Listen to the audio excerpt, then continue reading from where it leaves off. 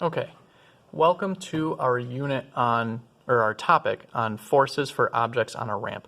Like I said in a previous video, this is the most difficult, this is definitely the most difficult unit to, or topic in forces.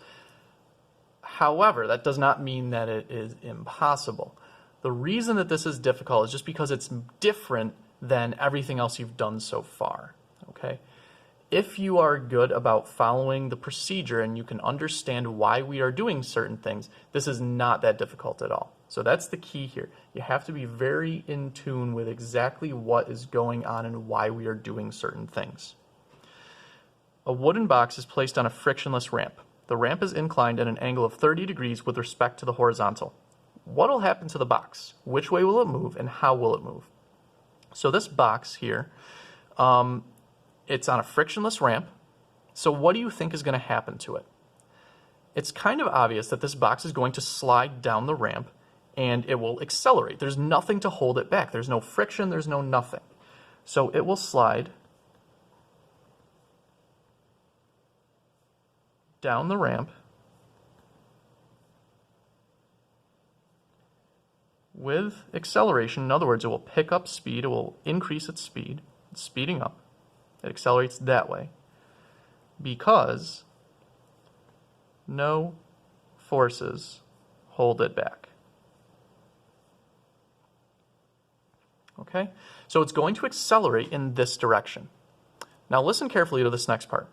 If we were to use our standard coordinate system, where we have y pointing straight up and x pointing, it should say to the, why does it say to the left? Oh, well, I guess it doesn't really matter. We can have an axis that looks like this, okay, with y and x.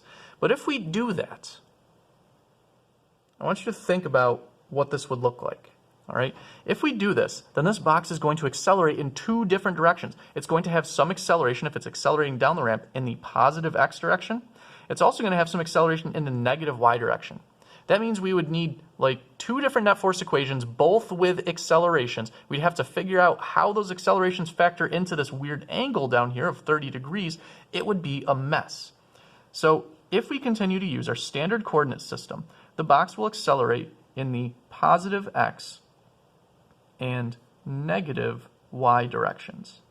That's not what we want, okay? That is, I'm just going to tell you right now, that is way too complex for what we want. How could we fix this situation so that the box only accelerates in one direction? The problem is with our axis. We don't want to use this. Instead, what we are going to do is we are going to tilt our axes. And we are going to do this in such a way so that it looks like this.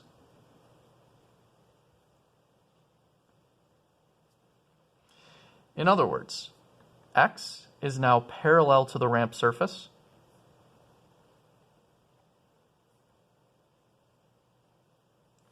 And y is now perpendicular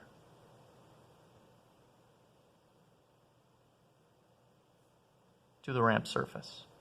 You remember what those words mean from math class. Parallel means it goes alongside in the same direction. Perpendicular means it would intersect at a right angle. In other words, y direction is perpendicular from the surface, x is parallel to the surface. The reason that we can do this and we can tilt our axis is because there is no rule anywhere that says that x and y have to point in certain directions, okay? X does not have to be to the right. Y does not have to be directly up, okay? I'm not changing what right and left and up and down mean, okay?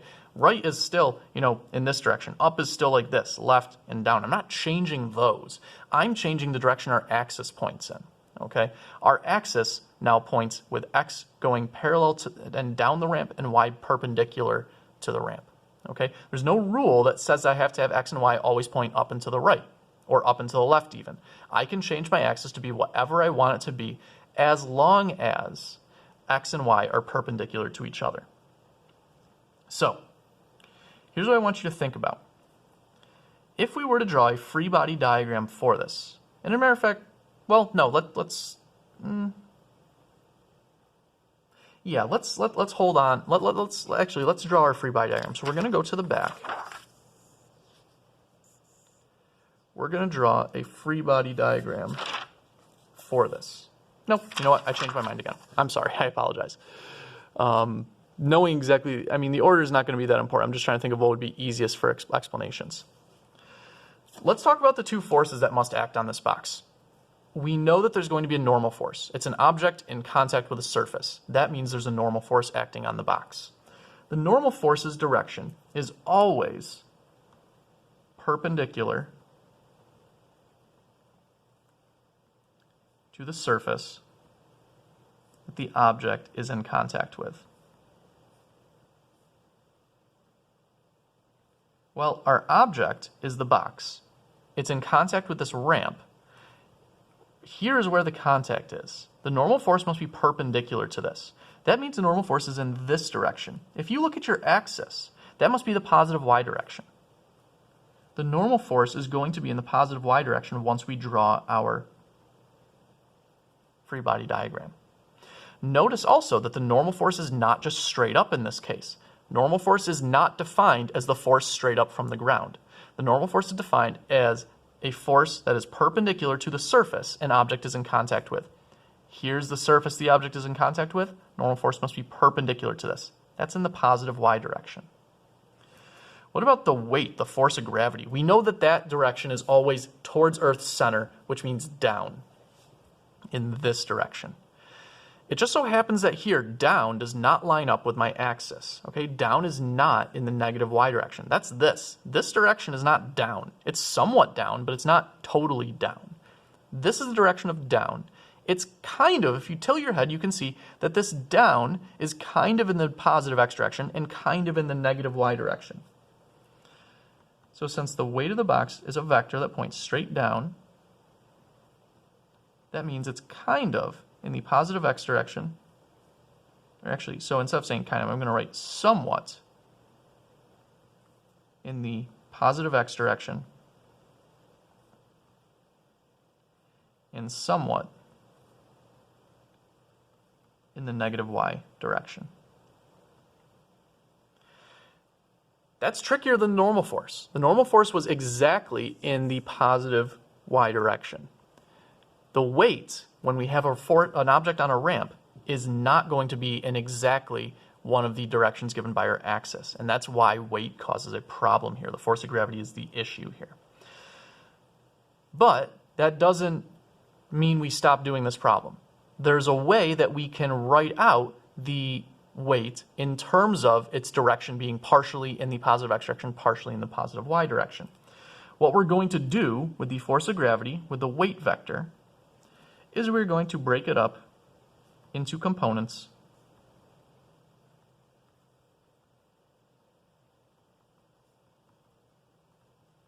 that are in the positive x and negative y directions.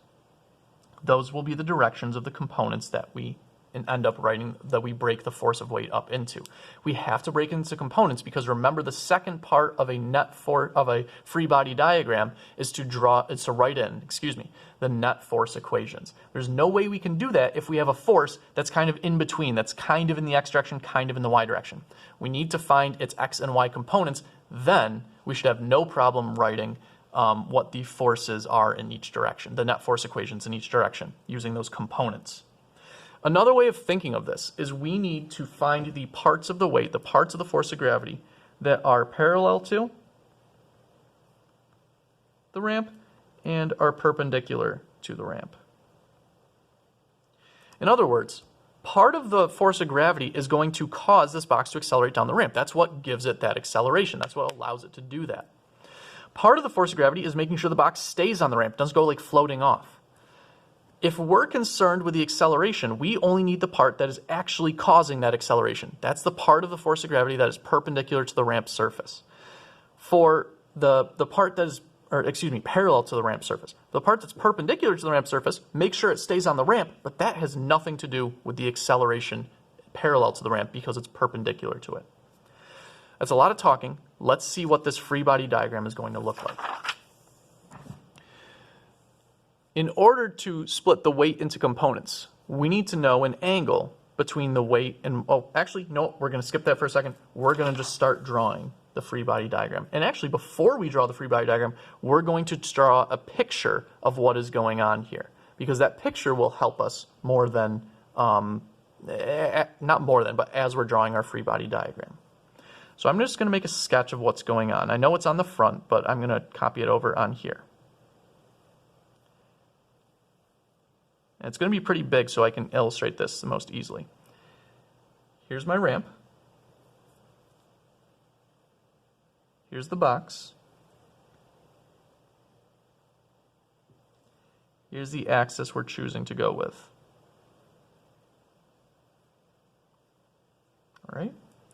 This is not a free body diagram, okay? I'm not following the rules for a free body diagram right here, but it's going to look fairly similar. Here's just a line going straight down, and it's going to eventually represent the force of gravity. But I'm going to leave that there for right now. Now let's start drawing our actual free body diagram.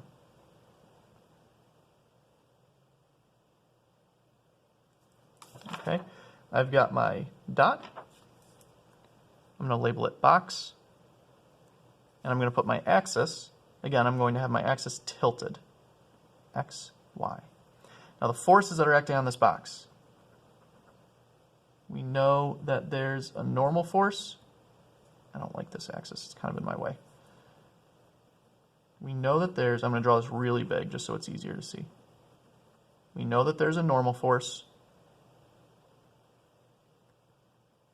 And we know that there's a force of gravity. I'm not done with my free body diagram yet because I'm going to have to break this into components. Now, I already said the force of gravity is somewhat in the positive x direction and somewhat in the negative y direction. So that's the direction of my components.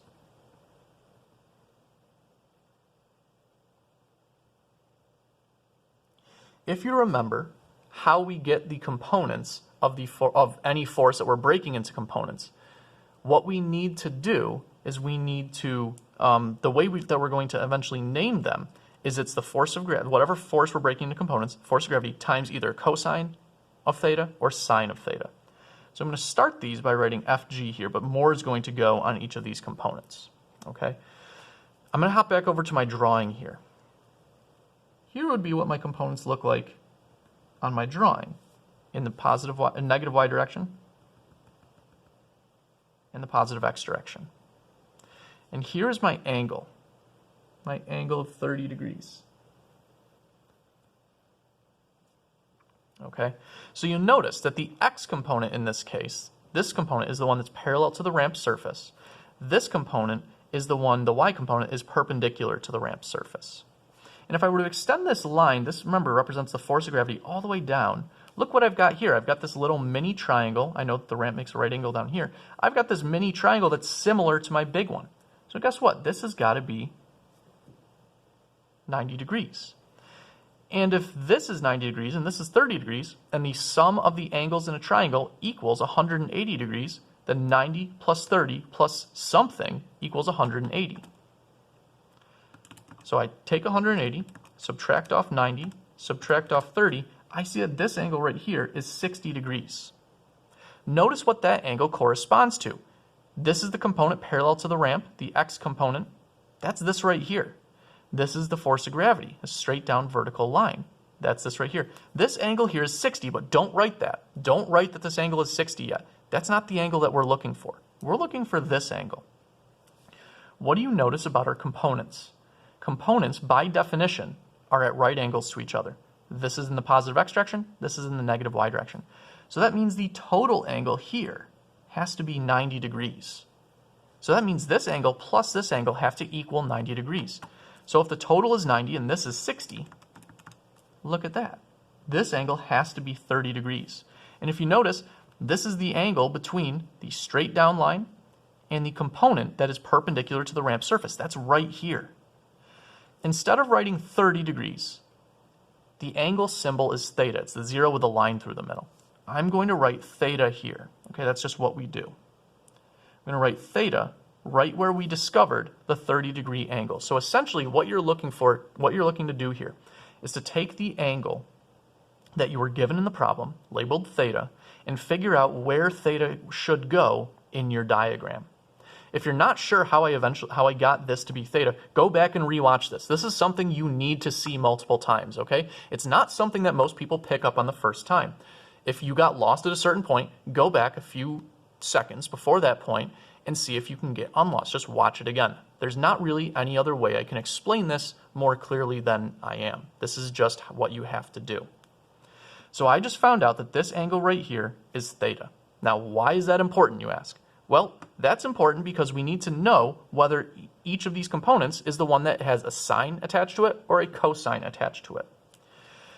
I remember my SOHCAHTOA, my trig identities, and I remember that cosine is associated with the side that's adjacent to where the angle is. Adjacent means next to. This side of this component right here is adjacent to, is right next to my angle. Therefore, this is the component that gets cosine theta attached to it. If this is FG cosine theta, this must be FG sine theta. And it's opposite. So this is sine because remember, sine is associated with the opposite side. Imagine if you take this component and you move it down here, we would have a little right triangle. And that right triangle, that side of the right triangle right here, would be opposite the triangle from where theta is. Therefore, this is the sine component. Okay? So, we drew our free body diagram. We tried to find where in our free body diagram the 30-degree angle showed up. Using geometry, we found out that this angle right here is 60 degrees, but we don't care about that one. We found that this angle here is 30 degrees. We labeled it theta, and we used that to determine that this is FG cosine theta because this is the adjacent component, and that this is FG sine theta because this is the opposite component. If you want another way to remember that, remember that in a free body diagram for a ramp, theta will appear between FG and the component that is perpendicular, this is the symbol for perpendicular, to the ramp surface. In other words, the term with cosine of theta. Okay? Theta always appears between the FG, the force of gravity, and the component that's perpendicular to the ramp surface. Okay? That's the component, by the way, that's going to get cosine theta on it. So, we did a whole lot to get that free body diagram drawn. When you do this, I would recommend the first few times drawing out the picture, okay? It's not necessary to do so, but I found that it helped me really understand this. This is ultimately all I'm going to look for. So now that you've figured out how to break the weight into components, we can write the net force equations for both directions and determine the acceleration of the box. You might have noticed we don't actually have numbers for this. Well, we don't have many numbers, I should say. We are told some numbers here. So let's see what numbers we can use. Let's do the net force in the x direction first. That's this direction. The only force in the x direction is Fg sine of theta. And since it's the net force in the x direction, that must equal max. There's no other forces pointing in the negative x direction. Okay? There's nothing there. Well, interestingly for this, I know that Fg is equal to mg. So watch what I'm going to do. I'm going to substitute in mg for Fg. So I'm going to have mg sine theta equals max. And this leads us to something really quite special. I have an m on both sides of this equation. What would happen if I divided both sides by m? I have an m in every term, so they cancel out. So we find that the acceleration is equal to g times the sine of theta. Look at that. The acceleration is independent of the mass. I'll write it up. Acceleration does not depend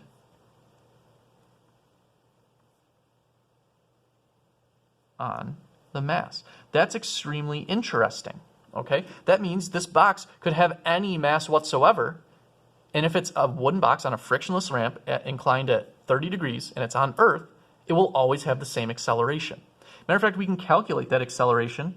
AX equals, let's see, g is the acceleration due to gravity, 9.81 meters per second squared, times the sine of 30 degrees.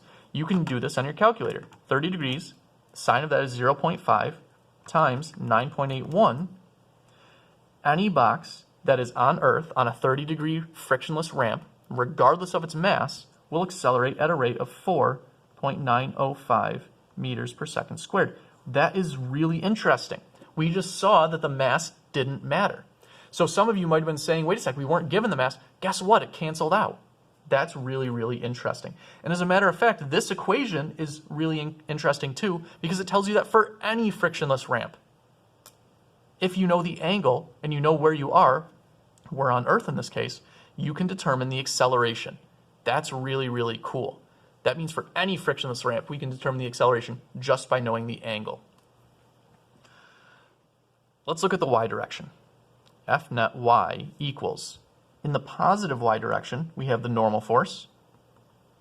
In the negative y direction, we do not just have Fg. That's not in the y direction. Remember, that was in somewhat in the x direction, a positive x direction, somewhat in the negative y direction. We only want forces that are exactly lined up with our axis. So once we break this into components, you're never just writing Fg again. It's always either Fg sine theta or Fg cosine theta. Fg cosine theta is the one that's in the y direction.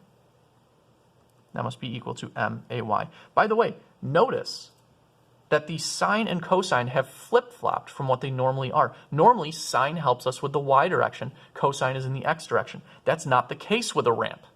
With a ramp, cosine is in the y direction and sine is in the x direction. So that's another thing that you can remember. I'm not big on memorizing, but if you want to just remember the directions of the components, which one is sine, which one's cosine, for a ramp, they flip from what they normally are.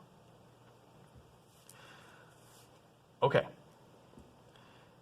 In the y direction, this box probably is not just going to start accelerating up off of the ramp. It's accelerating down the ramp, but it's not accelerating up off the ramp. It's not like blasting off. It's also not sinking down into the ramp.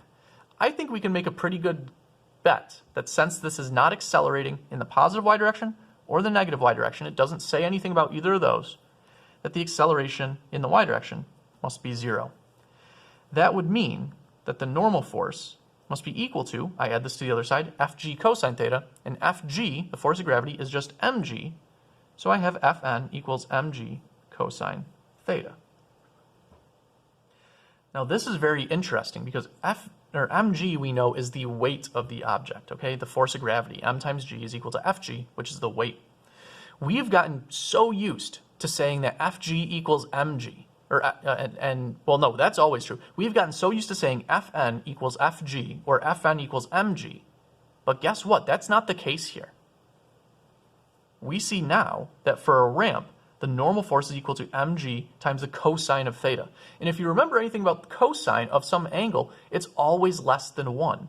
So if this is always less than 1, m times g, which is the force of gravity, times something less than 1, is going to be smaller than just plain old Fg. The normal force for an object on a ramp is smaller than the force of gravity. It's smaller than the weight. And you're used to saying that they're equal to each other. This is why you cannot just always write Fn equals Fg. You have to go through the free body diagram.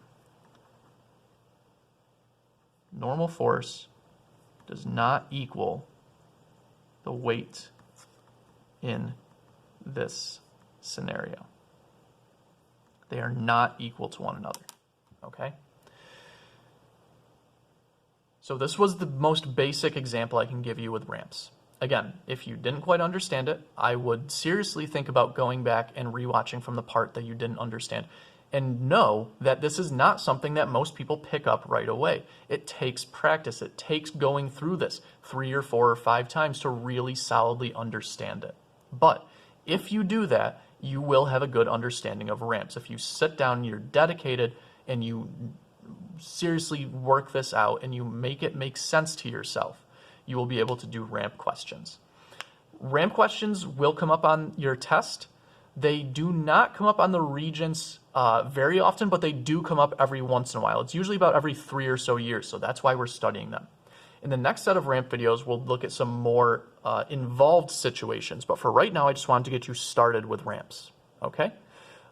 As always, please ask me if you have any questions. I know this is a tough subject, but I know that you guys can do this, okay? Ask me any questions you have. Until next time, when we talk about ramps again, I'll see you later.